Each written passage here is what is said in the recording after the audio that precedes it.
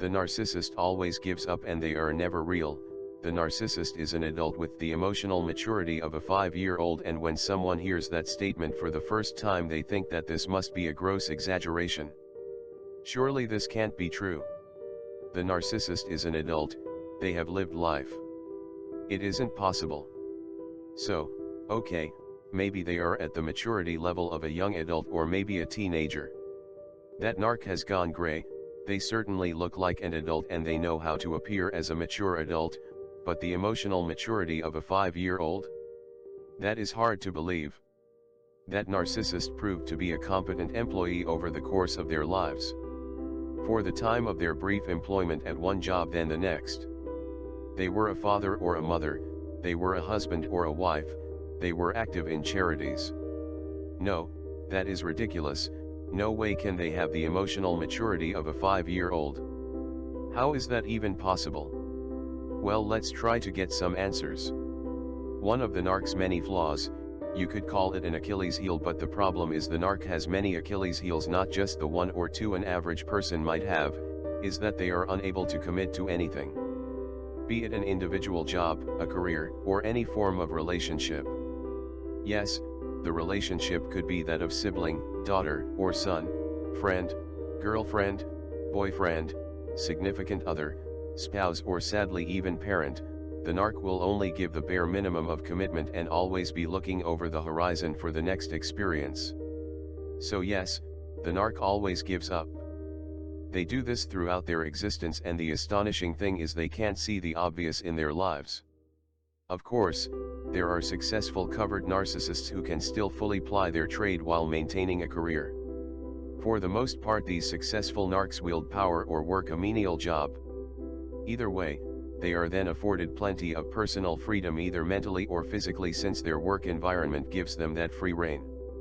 This also applies to those narcs in long-term relationships and marriages. If the narc can find a way to keep their fantasy existence alive, then those long-term relationships or careers are just fine, since they have use for the narc.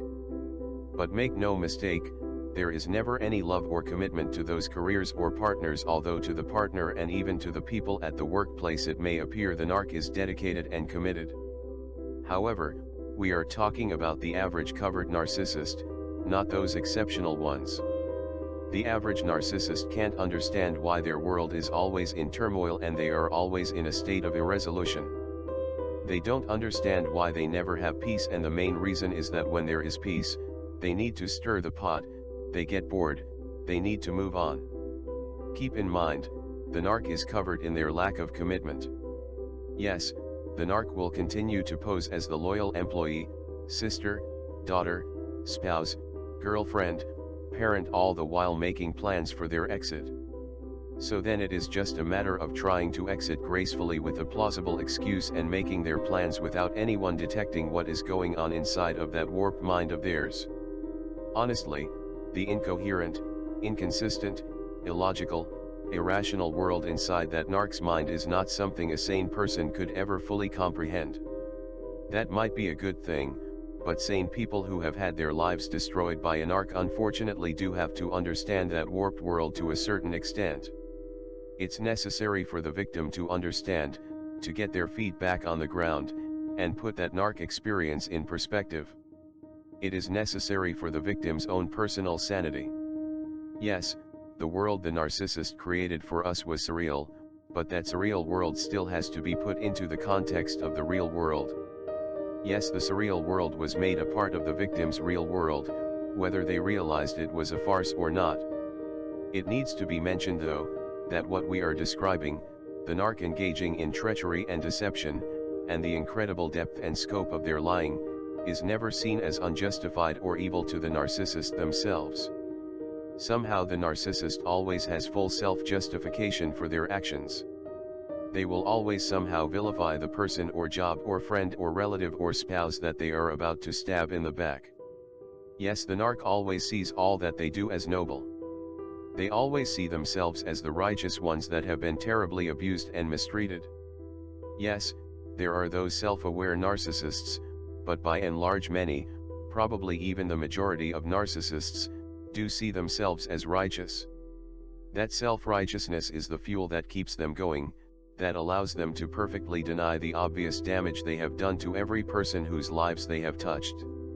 Those victims serve as both the outright enemy as well as the scapegoat for any culpability that hits a little too close to home for the narcissist. Yes, when the narc's treachery even comes close to implicating the narc themselves and threatens to cause the narcissist unneeded, or unexpected, or unwanted damage, the narc engages in warping reality. They change the situation through gaslighting, or any other form of lying and deception, and refuse to see or accept responsibility or take the blame for their own actions. But ultimately, all of those methods pale in comparison to the narc's secret weapon of scapegoating. The narcissist's highly developed talent for scapegoating is the ultimate cure for their problems. Scapegoating washes the narcissist's misdeeds clean, gives a never-ending supply of fuel for their self-righteousness, and creates an enemy for them to focus the rest of the people in their world on.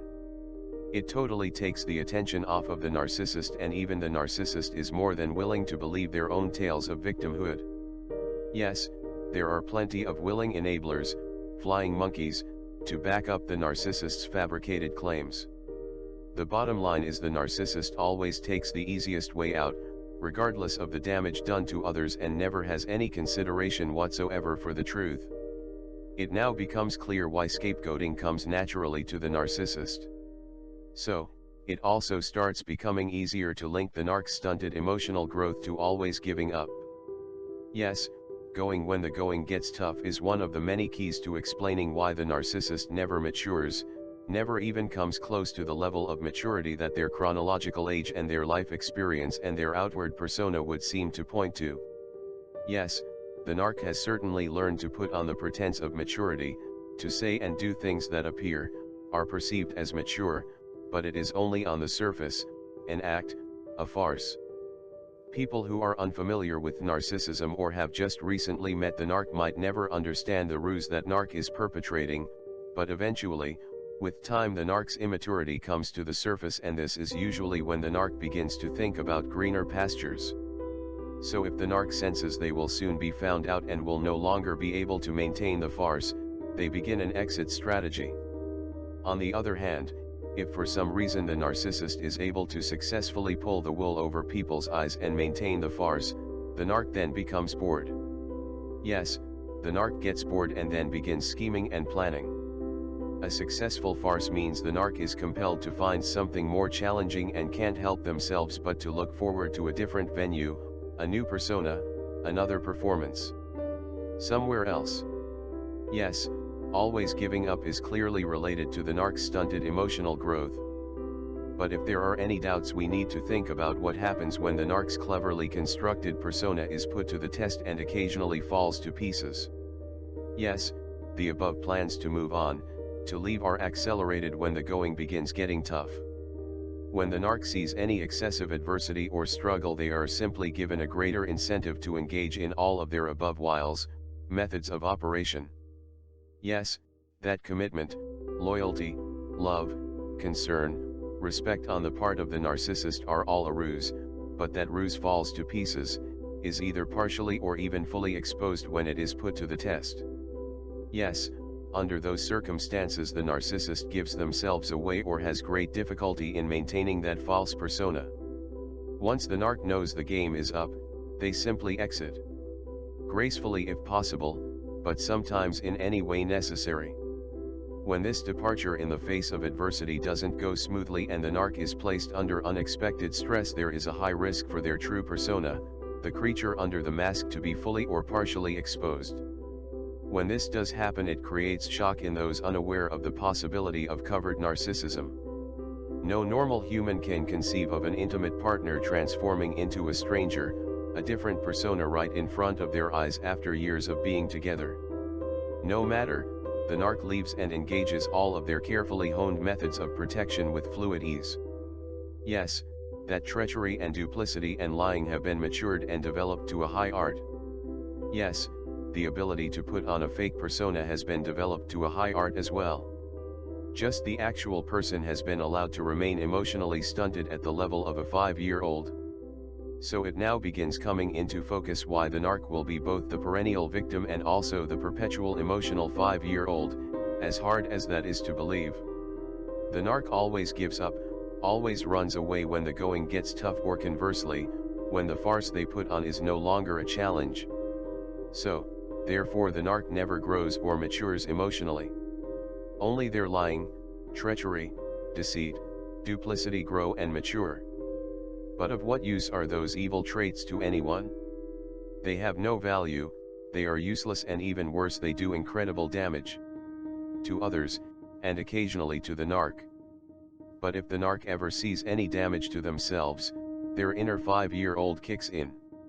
That child that always has to get even, that always has to win, that always has to be right at all costs.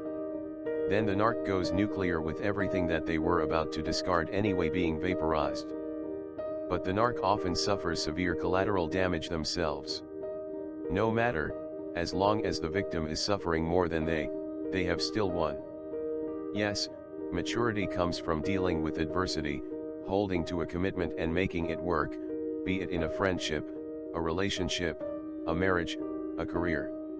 That is how people mature, and over time the benefits of sticking it out, of staying steady and firm in your commitment, do show benefits. No, those benefits aren't immediate or obvious, but for those who have stuck it out in situations that weren't ideal, we reap the benefits. The narc will never understand or experience those benefits or ever mature. Yes, healthy people put up their best efforts to stick it out under adversity if that is what is called for. We don't always succeed, sometimes we fail, and then we have to persevere and try again. Sometimes we do have to give up, but when we give up it will be after having tried everything, having left no stone unturned, having gone the extra mile and more. Regardless, we learn and do better next time, and sometimes the lesson is to let go, to stop trying. That is what maturing is all about. Sadly, the narcissist takes even that healthy attitude of a sane person trying to persevere and hold on to a commitment and perverts and twists it into an evil. Yes, the narc walks away from a committed relationship, accepts no responsibility whatsoever for the commitments that they have made, and calls their partner, that did make a genuine commitment, crazy. Especially if that partner dares to seek answers. Yes, the committed person who can't immediately let go and walk away from a commitment that they made is the crazy one. The narc is the sane one. Sadly, the cold-hearted callousness of the narcissist does make them appear sane. To the uninformed public, we know otherwise. Thank you for watching. Comments are welcomed. Peace be with you.